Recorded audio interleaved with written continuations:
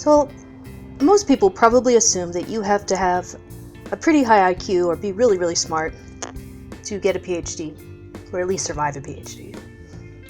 And yeah, I would definitely agree that there's a certain element of raw horses that you need to have just to survive the coursework or to pass tests, comprehensive exams, and things like that. Here in the UK, where I'm finishing my PhD, you don't have to take any kind of entrance exams to get into a PhD program, and there's no qualifying exam like there is in the States or in Canada. So what you have to do in order to get accepted is to propose a research project and how you're going to do it. Now this is different from in the States because this is something you do like around year 3.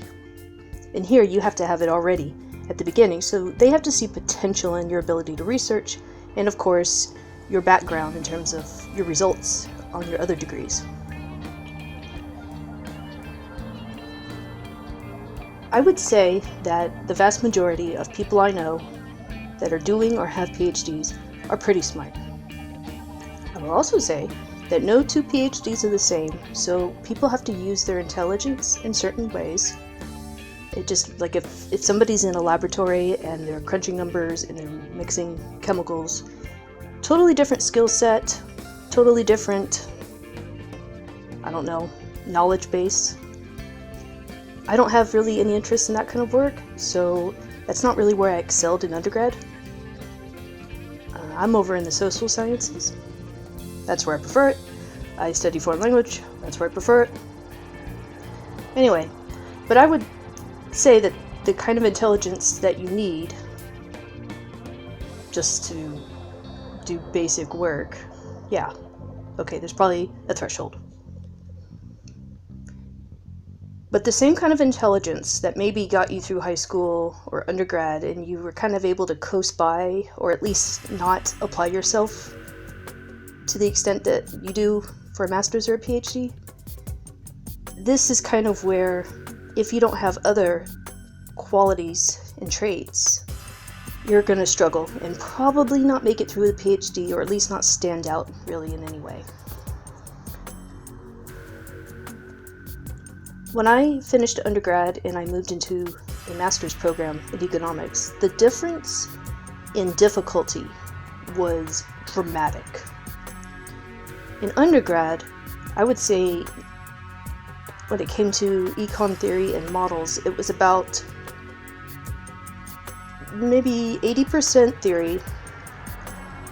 80% graphs, 20% theory. And then it was the reverse for the master's. So I had to apply myself far, far more. In fact, it still remains the most difficult thing I've done intellectually is the master's degree. Lots and lots of quantitative stuff. I wouldn't say that I don't have the ability to do that work, but it is not really my forte. However, I guess that basic level of intelligence and can do, okay. To get through the PhD versus the master's. In the master's, you are often working with other people more. And unless you're in some kind of collaborated project for the PhD, it's going to be far more individual. You're going to be working a lot more by yourself because this dissertation you're writing is usually based off of some kind of original research that you've done in the field or in a lab, or in my case, it's more with theory. I'm a theorist. And you're gonna have to kind of kick it up to another standard.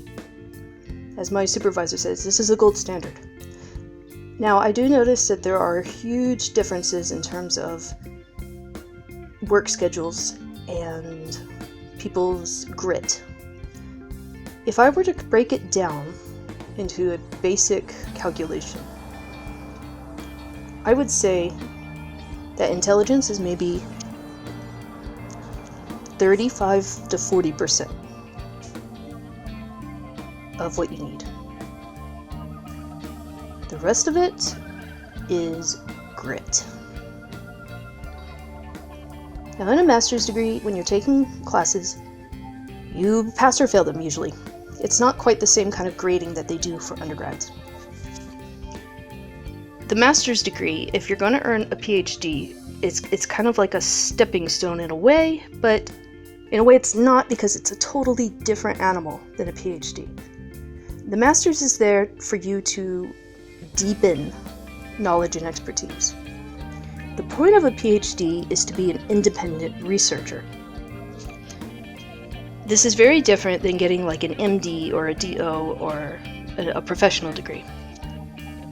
It's not a more advanced curriculum and more responsibilities like writing prescriptions or doing surgery. It's the ability for you to undertake your own research, to evaluate whether it's appropriate, whether it's at the standard, and then you submit it to organizations that can review it. So your peers will review it, likely get kicked back to you.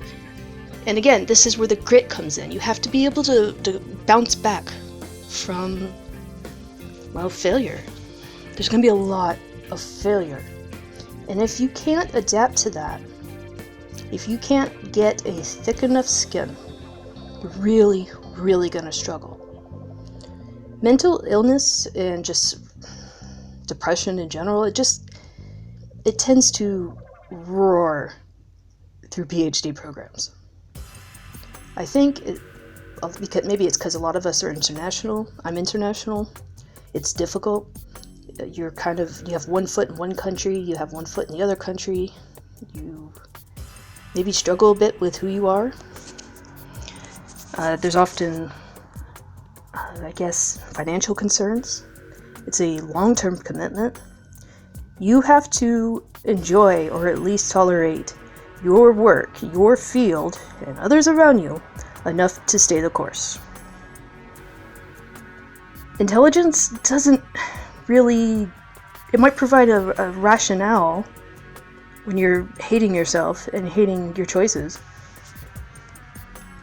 But that's not what's going to help you sleep at night. I've had some days where I thought my work was great. I've had a great PhD day, I feel bright, I feel brilliant, I feel happy. And a while later, I have a bad meeting with the supervisor, and I feel like I regret every single life choice I ever make. So if you're wondering, do I have the brains, or, is this enough to at least get me through it? I would say, nope. No, you might have the brains, but it's not enough to get you through it. To get you through a master's? Yes. Definitely. If you apply yourself. And you don't quit. It's just like any other long-term thing. Yeah, there's going to be some kind of element that's required. If you want to be an athlete, you have to have a certain level of base athleticism. If you're a dancer, you have to have the ability to move yourself, I guess. The same thing with the degree, with the PhD, master's, undergrad, whatever. You have to kind of not quit. What makes you not quit? Well, maybe give yourself a little bit of that time to reflect, kind of let those bad feelings settle, and then go to bed. And then the next day you figure out how to overcome whatever the issue is. And most of the time, there are issues that can be overcome. If you're working honestly, you're putting in some real work, and there's some kind of progress that they can see and map, you'll be okay. We all have life circumstances, and sometimes they're going to step in the way of how smart we are, or how gritty we are. That's just life. Anyway, those are my thoughts on intelligence and the raw horsepower that you need to be an academic. Because I can tell you one thing. A lot of us are smart, but we do some dumb things. And we believe some really dumb things. We're just as human as anyone else.